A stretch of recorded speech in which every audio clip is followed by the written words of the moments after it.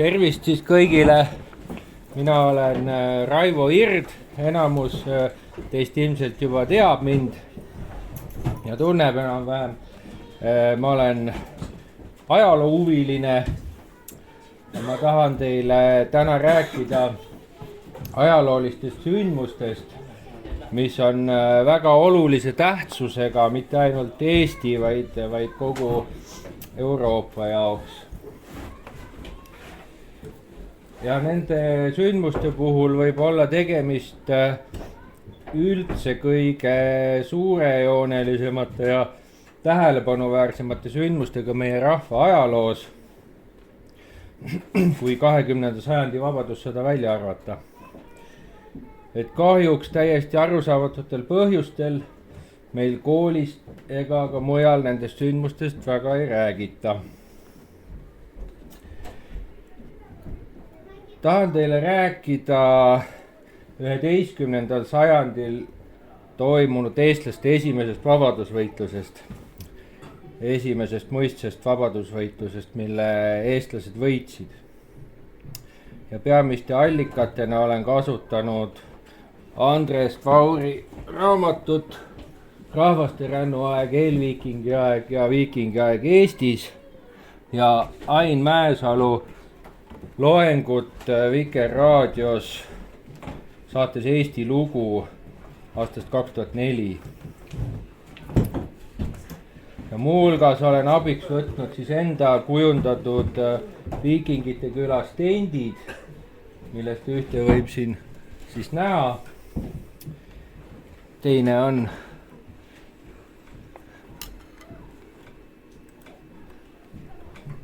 selline. Kolmas on veel 13. sajandi vabadusvõitluse kohta, aga sellest me täna ei räägi. Ja need stendid ma tegin siis aastal 2023, esitlesin neid põgusalt aastal 2024 siin talvetrallil ja mõtlesin siis, et võiks sellest teemast natuke pikemalt rääkida. Et tookord see esitlus läks nagu väga lühidalt. Seda lugu võiks siis alustada Kiievi Vana-Vene riigi rajamisega 9. sajandil. Vana-Vene kroonikad ehk letopissid nimelt väidavad, et aastal 862 kutsusid džuudid ja slaavlased omale vürstideks Rootsi ehk siis russi varjaagid. Ja pärast vürst Rjuriku surma sai Novgorodi valitsejaks Oleg ehk Skandinaavia päraselt Helgi. Aastal 882 vallutas see Oleg idaslaavlaste keskuse Kiievi, kuulutas end seal suurvürstiks ja nii oligi Vana-Vene riik sündinud. Nüüd tänapäeva Venemaa loodealadel elasid aga endiselt Läänemere-Soome rahvad, vepslased, merjalased ja džuudid. Nüüd esialgu said need Kiievi vürstid ja džuudid omavahel päris hästi läbi ja džuudid olid kaasas kõikidel nende Vene vürstide kuulsusrikastel sõjaretkedel Kiievisse ja Konstantinoopoli alla, näiteks aastal 907 suurel Konstantinoopoli sõjaretkel ja etendasid väga tähtsat osa ka Novgorodi sünniloos. Siit kaardi pealt siis, kus on põhiliselt kujutatud viikingaegsed Läänemere veeteed, on näha ka Novgorodi seal paremal pool servas järve ääres. Kiiev jääb selle kaardi pealt küll välja. Nüüd, kes siis olid need džuudid, kellest seal nii palju juttu on? Kui Eesti rannikualade asukaid on läbi ajaloo tuntud aestide või estidena, siis Kagu-Eesti elanike kohta on juba ammusest ajast kasutatud nimetust džuudid. Ja juba Rooma ajalookirjutaja Jordanes mainib oma 6. sajandi kirjatöös selle nimelist rahvast.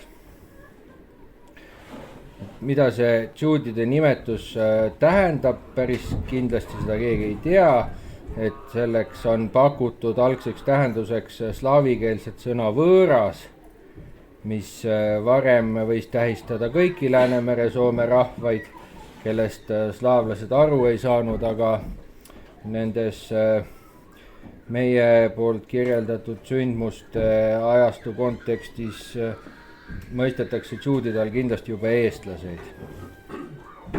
Et mina isiklikult kahtlen sügavalt selle sõna slaavi päritolus, sest esiteks Jordaanias ajal 6. sajandil polnud siin meil slaavlastest veel haisugi, teiseks on Permi ehk komi mütoloogias väga rikkalik soome-ugri pärand müütilistest tegelastest, kelle nimi on džuudid ja see ei ole kohe kindlasti slaavi taustaga.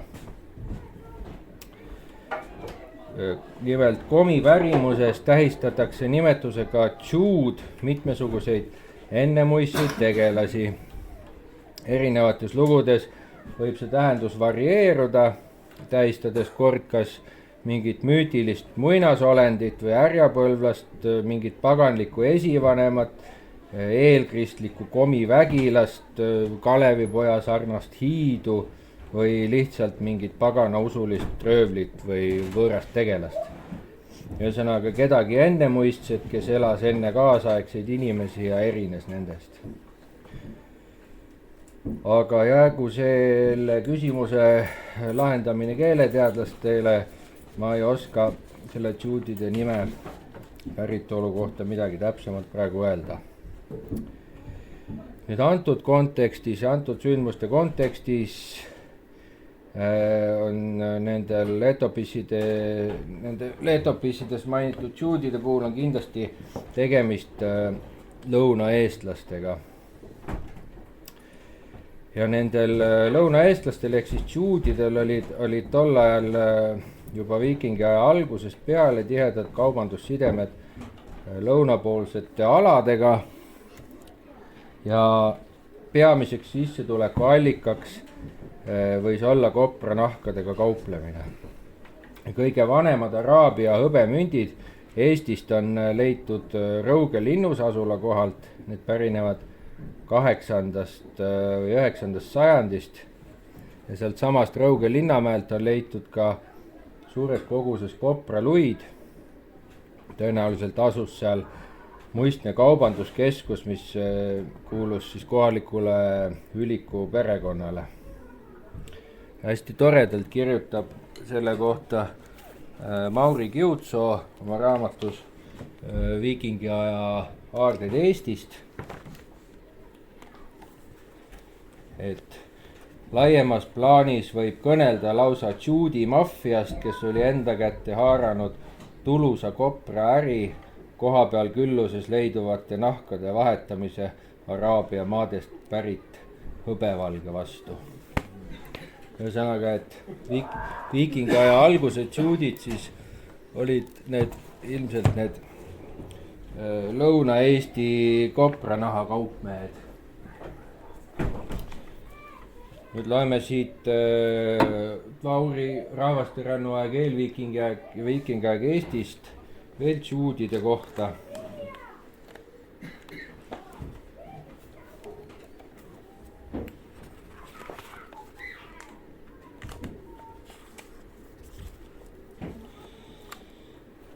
Viikingi ajal võis Kagu- ja Ida-Eesti ülikonna oluliseks sissetuleku allikaks olla kauplemine karusnahkadega, eelkõige kopranahkadega. Lõuna-Eesti oli eelviikingi ja viikingi ajal linnuste ja linnusasula komplekside poolest rikkam kui Põhja-Eesti. Kõige tihedamalt oli linnuseid ja asulaid ajaloolisel Lõuna-Tartumaal. Ja Tvauri ja teiste ajaloolaste arvates võib džuude siis seostada ka 6. kuni 9. sajandini Kagu-Eestis levinud liivakääbastega, kuhu on maetud põletatud surnuid. Selliseid kääpaid leidub kõikjal ringi rataste ümber Peipsi ja Pihkva järve, mitte ainult Eestis, vaid siis ka Venemaa territooriumil. kõige rohkem aga Pihkva järve läänekaldal. Ja enamik nendest kääbastikest asub suuremate jõgede lähedal, Ahja, Võhandu, Piusa jõgede ääres. Ja Eesti suurim kääbastik on Obinitsas. Tauri kirjutab nende kääbaste kohta, et Kagu-Eesti kääbaste hulgas leiduvad vaadeldava kalmetüübi vanimad esindajad, mis näitab, et põletusmatustega kääpad on kujunenud just siin, Kagu-Eestis ja Pihkvamaal. Ühtlasi järeldub sellest, et põletusmatustega kääpaid ei rajanud mitte slaavlastest sisserändajad, nagu väidavad mitmed vene arheoloogid, vaid kohalik rahvastik. Siin raamatus on siis ka toodud ära üks kaart, kus on nende liivakääbaste leiukohad märgitud ja seostatakse siis neid liivakääpaid just nimelt nende tšuudidega.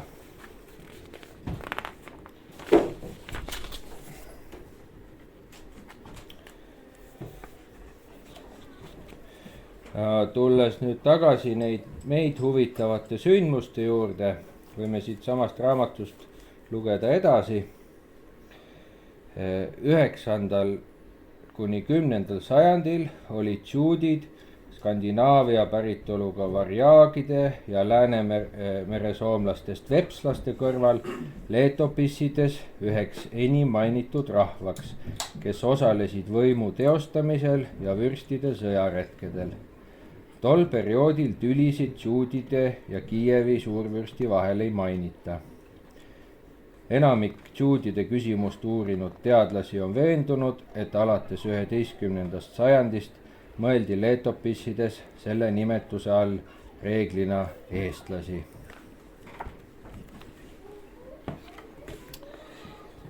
Nüüd asjaolud muutusid oluliselt 10. sajandi lõpul, kui Kiievi suurvürst Vladimir võttis naiseks Konstantinoopoli keisri õe Anna ja astus ristiusku.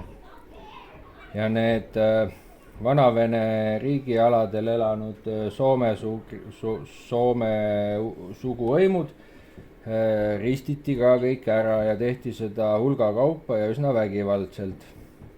Ja sealt peale Kiievi vürstide ja tšuudide ühiseid sõjaretki enam ei mainita, et ilmselt selline sundusustamine ei olnud tšuudidele meelepärane.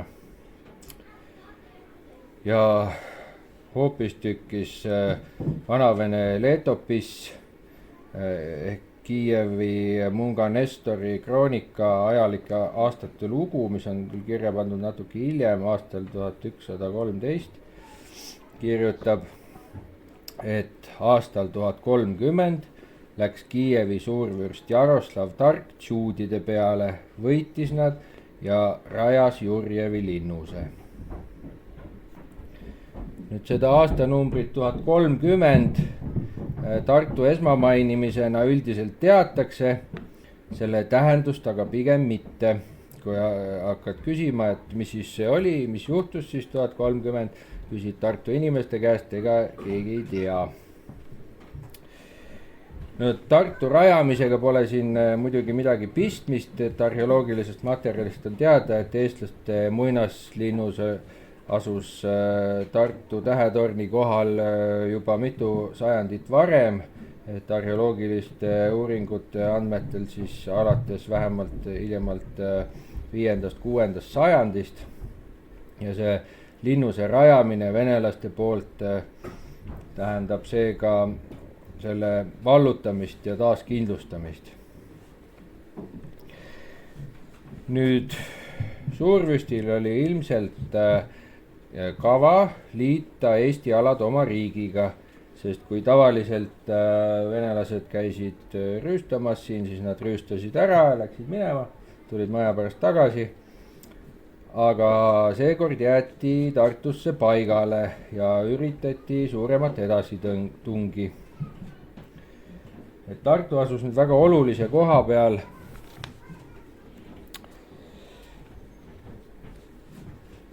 Tol ajal oli Emajõgi oli kõige tähtsam kohalik veetee ja Tarbatu muinaslinnus asus selle ainsa hea ületuskoha juures, et kui nüüd see Emajõe veetee jooksis läänest itta, siis mingisugune maismaatee, kui seal tol ajal oli mingit maismaateed, jooksis siis Tartu kohalt põhjast lõunasse ja see Tarbatu muinaslinnus oli siis täpselt selles kohas, kust see maismaatee siis sai üle selle Emajõe minna ja oli tollal juba ilmselt väga tähtis kaubanduskoht ja ka strateegiline punkt.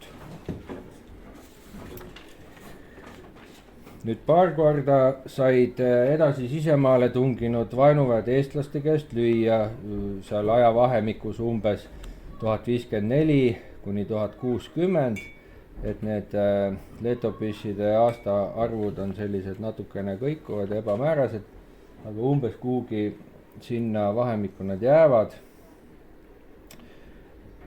Sellel aastal 1054 suri vürst Jaroslav ja tema valdused jagati poegade vahel ära ja Kiievi ja Novgorodi maa sai Isjaslav. Ja Sofia esimeses letopissis on öeldud, ja Isjaslav tuli Kiievi linnusesse ja määras Ostromiri Novgorodi possaadnikuks ja läks Ostromir koos novgorodlastega džuudide vastu ja džuudid tapsid ta ning koos temaga langes palju novgorodlasi. Nii et löödi see possaadnik siis kuskil seal poole tee peal mättasse, kui ta üritas sinna Kesk-Eestisse tungida. Aga Isjaslav ei jätnud ja tuli ise sõjaretkele ja kirjutatakse siis, et ja uuesti läks Isjaslav džuudide vastu ja vallutas Ossek Kedipiv, see on päikese käsi. Nüüd Eesti ajaloolased on veendunud, et selle Kedepivi puhul oli tegemist Keava linnusega ja Keava küla kandis veel aastani 1410 nime Kedempee. Et see Keava linnuse asula oli viikingiaegse Eesti üks kõige suuremaid ja tähtsamaid asustuskeskuseid. Võimalik, et see asus tookord mitme olulise maismaatee ristumiskohal, mis jooksid sealt erinevatest suundadest sinna Põhja-Eesti poole kokku, said seal Keavas kokku, et hilisemast ajast on teada, et ka see Raikküla, kus siis kõik Eesti vanemad koos käisid nõu pidamas, et see oli ka seal üsna lähedal, et see oli nagu siuke hästi keskne ja hästi tähtis koht. Nüüd aasta 1060 suvekoha peal on letopissides teade selle kohta, et tungis noor suurvürst veel kaugemale. Suvel läks Isjaslav Sossolite vastu ja pani neid maksma andamit 2000 grivnat aastas. Kes need Sossolid olid, me nüüd päris kindlalt ei tea, aga tõenäoliselt olid nad rannaeestlased, kas näiteks saarlased võisid olla, sest Skandinaavia saagades on Saaremaa Eissüsla, või võisid ka olla näiteks harjulased, sest mõningates hilisemates kroonikates on öeldud nende kohta hoopis Koluvantse, mis viitab nagu, et võisid olla sealt Tallinna kandist kuskilt. Nüüd summa 2000 grivnat näitab, et maksustati väga suurt ja jõukat piirkonda, et terve Novgorodi maa oli maksnud samal ajal Kiievile 2000 grivnat aastas. Aga nagu öeldakse, et suur tükk ajab suu lõhki ja loeme siis, mis juhtus. Nemad aga, tähendab siis Sossolid, olles algul nõus maksma, ajasid maksukogujad minema kevadel, seega siis võib-olla aastal 1061, aga tulid ja vallutasid külad Jurjevi ümbruses, põletasid linnuse ja majad ning tegid palju kurja, jõudes sõdides kuni Pihkvani. ja nende vastu läksid taplusesse pihkvalased ja novgorodlased, venelasi langes 1000, sossoleid aga arvutult. Nüüd huvitav selle kirjelduse juures on see, et nendes vene allikates on mainitud küll Pihkva langenuid, aga ei ole öeldud sõnagi selle kohta, et kes selle lahingu võitis. Mistõttu võib oletada, et Pihkva lahingu võitsidki ikkagi hoopis need sossolid ehk eestlased. Ja igal juhul kandsid vene väed seal erakordselt ränki kaotusi, sest mainitud 1000 langenud venelast on tolle aja ja nende allikate kohta erakordselt suur arv, et nii suurt arvu enda langenuid tavaliselt ei mainita, et venelastel on alati meeldinud sõjalise statistikaga vassida ja nii, et kui siit ridade vahelt võib lugeda, siis et venelasi langes 1000, võib-olla rohkem, ja sossole langes aga arvutult, me ei taha öelda täpselt, kui palju. Ja kokkuvõtteks võib siis öelda, et Eesti risti usustamisest ja liitmisest Vana-Vene riigiga ei tulnud mitte midagi välja ja sellele sõjale järgnenud aastate jooksul Vana-Vene riik hoopis nõrgenes ja hakkas lagunema. Nüüd neid ajavahemikus 1030 kuni 1061 toimunud sündmuseid on nimetatud ka eestlaste esimeseks muistseks vabadusvõitluseks, mille eestlased võitsid, et selle termini võttis kasutusele emeriitprofessor Sulev Vahtre ja neid võib lugeda kaugeleulatuva ajaloolise tähtsusega sündmusteks, mis määrasid Eesti hilisema kuulumise Lääne-Euroopa kultuuriruumi ning vaid tänu nendele sündmustele on meil praegu Tartu ja Eesti, mitte Läänemere randadeni ulatuvad põlised Vene alad.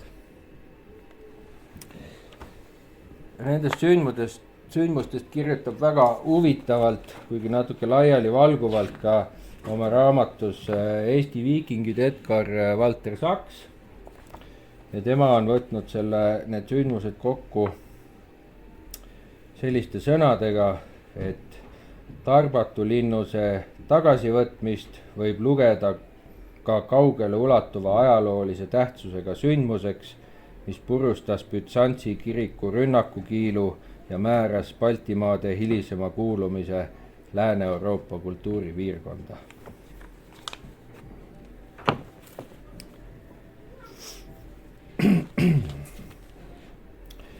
Nüüd 11. sajandil peale kirjeldatud sündmuseid algas eestlaste ja teiste Läänemere idakalda rahvaste kuldaeg või õigemini hõbeaeg. Et see võit oli olulise tähtsusega, mitte ainult sümboolse tähtsusega, vaid see vallandas ka majandusliku õitsengu. Et Vauri kirjutab,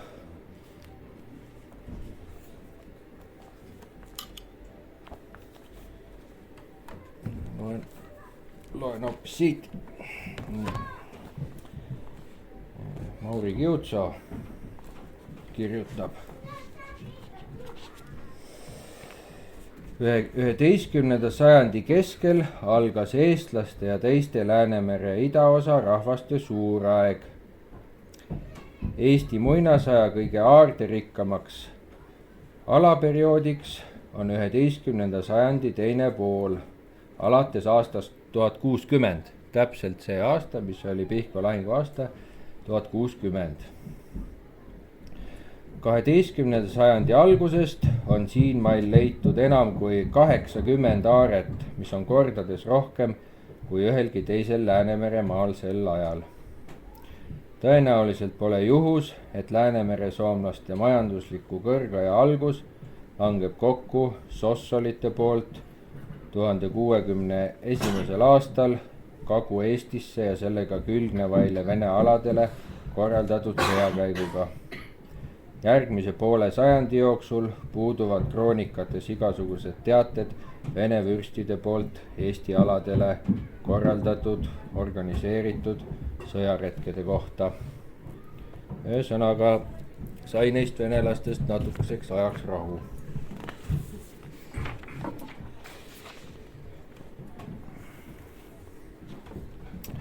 Niisiis, leitud hõbeaarete hulga põhjal arvestades olid eestlased 12. sajandil kõige edukam ja rikkam rahvas Läänemere ääres. Nüüd erinevalt varasematest Araabia müntidest koosnevatest hõbeaaretest, nagu see Rõuge oma näiteks oli, koosnevad 12. sajandi aarted põhiliselt Ojamaa ehk Gotlandi hõbemüntidest.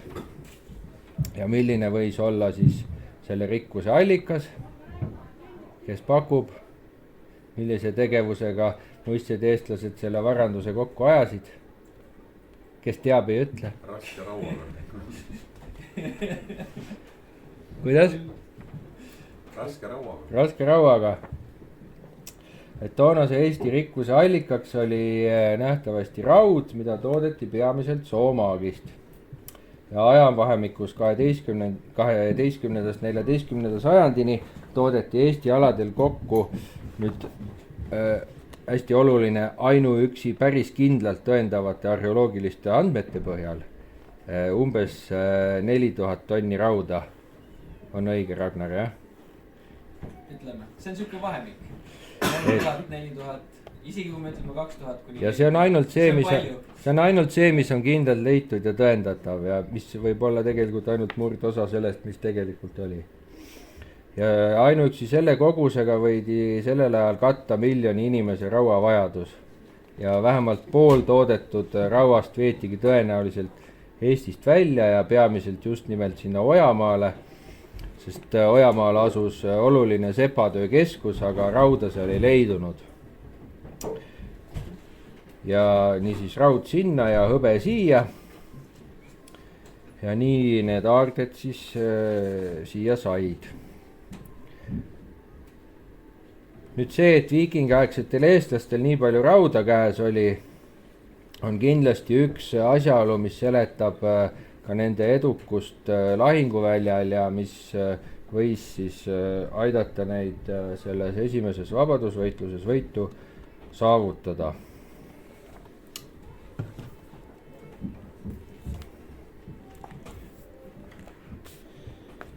Siin Tauri kirjutab ka sellest rauatootmisest päris põhjalikult, et kõige arenenumaks käsitööharuks oli alates eelviikingi ajast raua sulatamine ja raudesemete valmistamine. Relvade juures ilmnevate kohalike omapärade põhjal võib arvata, et suurem osa Eestist leitud odaotsi ja kirveid oli kohaliku päritolu. Eesti sepad valdasid keerukaid tehnoloogilisi võtteid, näiteks damaskimine ja raudesemete hõbetamine. Et siin on siis ka pildid nendest viikingiaegsetest hõbekaunistustest ja odaotstest, mis on siis tõenäoliselt osad ka Eestis tehtud.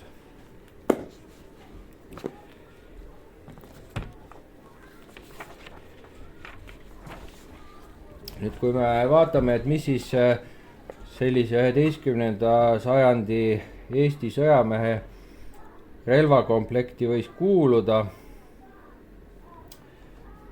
tavaliselt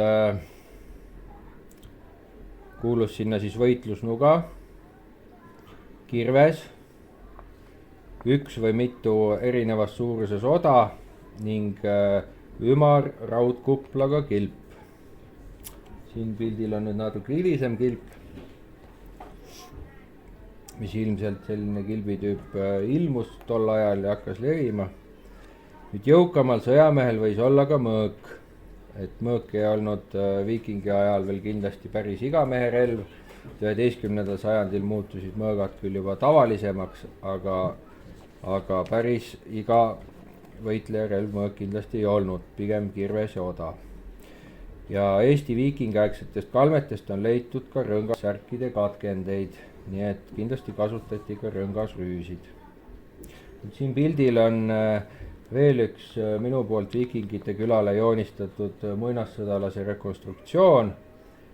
Siin rekonstruktsioonis on omakorda kasutatud Indrek Jetsi tehtud rekonstruktsioone.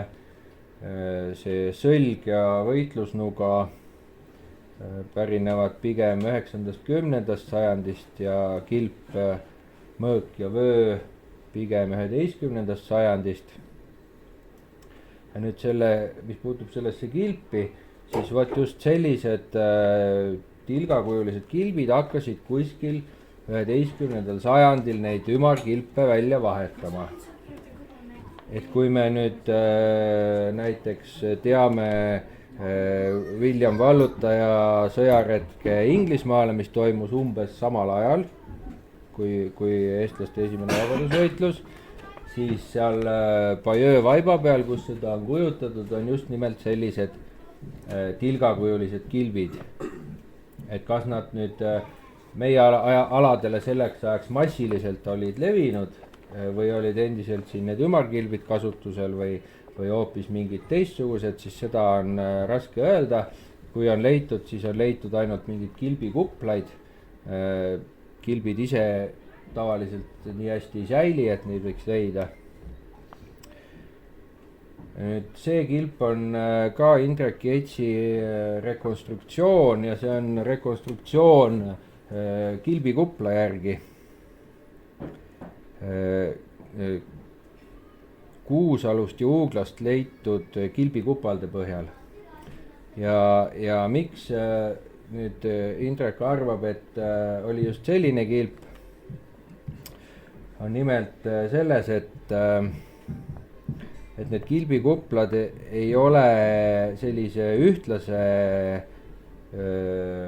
lamedusega, vaid see pind nagu, mis on kilbikupla pind, mis on kilbi külge kinnitatud olnud, see on kumer olnud.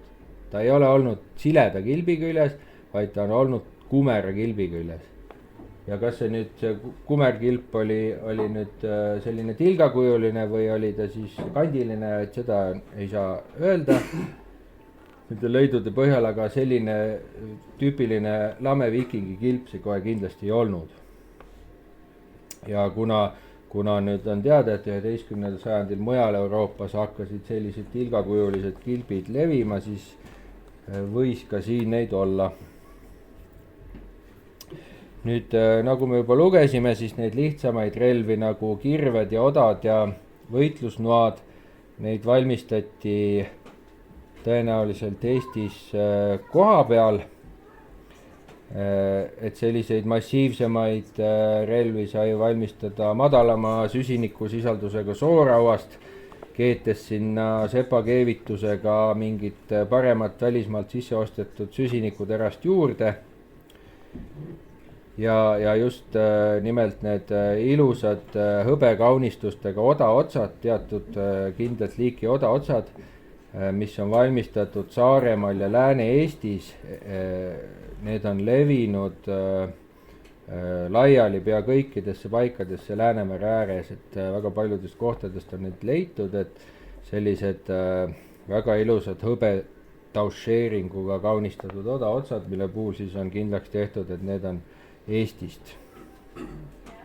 Nüüd paremad ja hinnalisemad mõõgateramikud osteti muinasajal siiski veel välismaalt sisse ja valmistati neile koha peal ainult käepidemed.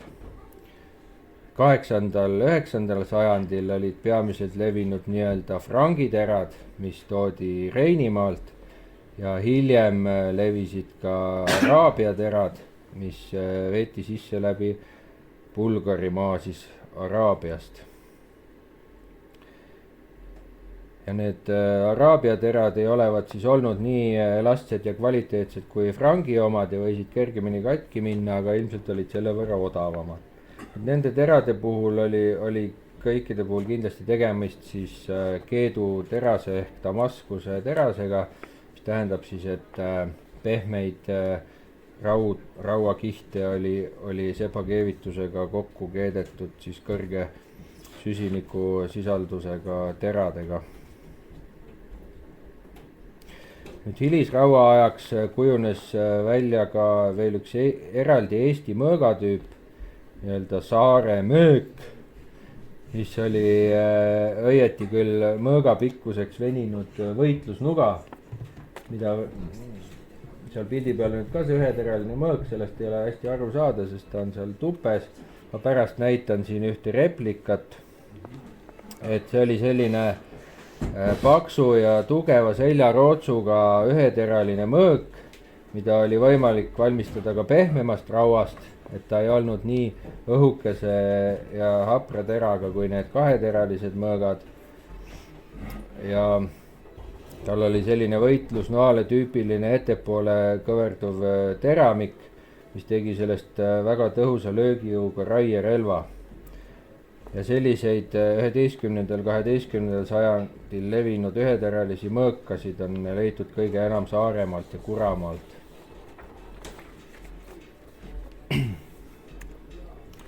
Nüüd, mida öelda lõpetuseks siis nende sündmuste valguses.